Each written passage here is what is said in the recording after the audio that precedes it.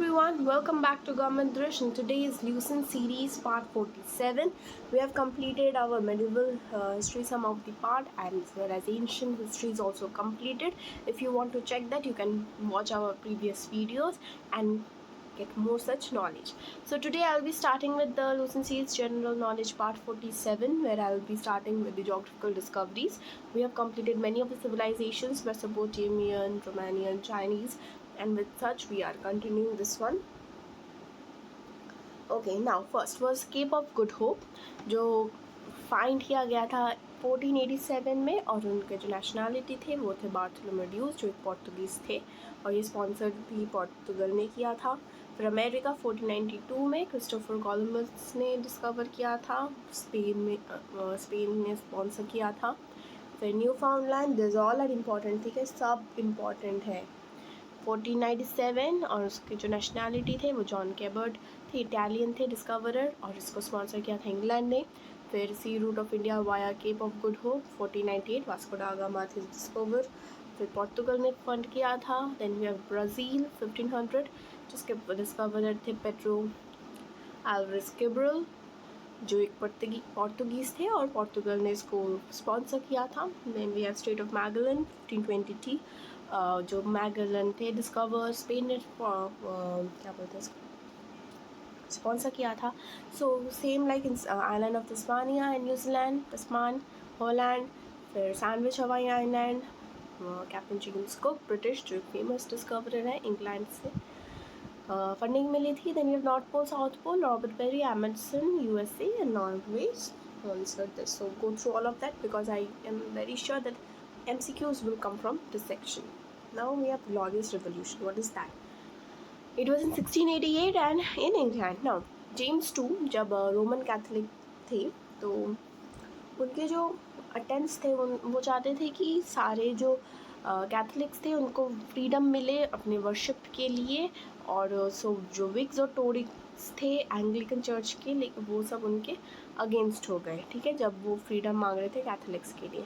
तो तब लोगों ने टॉलरेट किया जेम्स II का रूल, क्योंकि उन्हें लगता था कि उनके बाद जो डॉटर मैरी है वो उन्हें सक्सीड करेगी, और जो प्रोटेस्टेंट थी.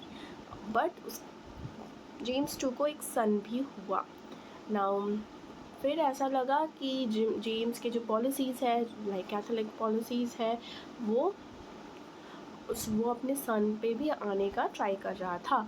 तो इसके लिए सारे टोरीज और वो जो उनके लॉयल थे उसके अगेंस्ट टर्न अप हो गए. फिर वो जैसे विग्स और टोरीज थे, उन लोगों ने William of orange, ruler of Holland जो थे, उनको इनविटेशन भेजा कि आप इंग्लिश थ्रोन को सक्सीड करो और इंग्लैंड को बचाओ कैथोलिक टायरनी से. तो विलियम ने वो एक्सेप्ट किया इनविटेशन, और फिर वो इंग्लैंड पहुंच गए अपने पर्पस के लिए, ओवरथ्रो करने के लिए. तो फिर जेम्स II ने अपना वो सील थेम्स में दिया एंड देन ही फ्लेड, वो भाग गए, फ्रांस में चले गए. तो इस इवेंट को बोलना था ग्लोरियस और ब्लडलेस रिवोल्यूशन इन इंग्लैंड. तो इसके लिए क्या हुआ, स्टुअर्ट्स का रूल एंड हो गया. फिर पार्लियामेंट का सुपरमेसी आ गया. फिर सप्लाईज जो थे, बजटरी सिस्टम, ये सब फिक्स्ड हो गए. द बिल ऑफ राइट 1689 ये आ गया, जहाँ पे सक्सेशन का जो प्रॉब्लम था कि कौन किसको सक्सेट करेगा, ये सब सॉल्व हो गया कि रोमन कैथोलिक कभी क्राउन नहीं बन सकता. फिर जब विलियम II और मैरी II थे, मतलब उनकी वाइफ मैरी II, उन लोगों ने वो बिल ऑफ राइट्स एक्सेप्ट कर लिया. Okay, so these all are important. Now Magna Carta और द ग्रेट चार्टर जो था 1215 को, ठीक है. तो ये था चार्टर ऑफ लिबर्टीज़ मतलब फ्रीडम, जिसमें जो जॉन II थे इंग्लैंड के, उनको फोर्स किया गया ये साइन करने के लिए एट रनीमेड. फिर इसका मतलब था कि जो किंग्स के पावर होते हैं, आर्बिट्री पावर्स होते हैं, किंग्स के जो यूजुअल पावर्स होते हैं, उन पर चेक रखना, नज़र रखना. और इनमें जो सबसे इम्पॉर्टेंट था कि जो इंग्लिश मेंस थे वो लॉज से और विल से रूल होते हैं, और मैग्ना कार्टा वो फाउंडेशन स्टोन ऑफ राइट और liberties of the English people नाम से वो जाने जाते हैं अभी भी. Now we have habeas corpus act. ये चार्ल्स टू ऑफ इंग्लैंड के रेन में आया था। इसका मतलब था कि कोई भी विदाउट रिट, मतलब कोई वारंट के बिना इसके अगेंस्ट वो इम्प्रिजन मतलब अरेस्ट नहीं कर सकते उसको, अगर उसके अगेंस्ट में कुछ रिट ना हो। और ये फैसिलिटी भी देता है प्रिजनर को कि वो ट्रायल के लिए और स्पीडी बेल के लिए भी रिलीज़ हो जाए। तो ये जो रिट था और ये जो है एक्ट था, हाबेस कॉर्पस एक्ट, ये जो जितने भी पर्सनल लिबर्टीज़ मतलब फ्रीडम थे लोगों की, उसको हेल्प करता था और प्रोटेक्ट करता था। वो जो आर्बिट्री इम्प्रिजन, मतलब कभी कभी ऐसा होता है कि किंग अगर ऑर्डर दे दे तो यू हैव टू अरेस्ट। सो इस सब चीज़ों के अगेंस्ट में habeas corpus act was very effective, used to safeguard people. Now the industrial revolution, this is very important topic. ये एक चेंज था जो ब्रिटेन को पूरा ही ट्रांसफॉर्म कर दिया था और इसको एग्रीकल्चरल इकोनॉमी से इंडस्ट्रियल इकोनॉमी में चेंज कर दिया, ठीक है। और ये कब स्टार्ट हुआ? 1750 में, जब एग्रीकल्चर रिवोल्यूशन चल रहा था। तो तब टेक्सटाइल इंडस्ट्री में बहुत सारे इन्वेंशंस आए। जो किसने किया था? जेम्स हैग्रीविल्स ने स्पिनिंग जेनी बनाया था 1764। फिर रिचर्ड ऑकराइट ने water frame, William Samuel Crompton mule and एम्यूल कार्टराइट पावर लूम।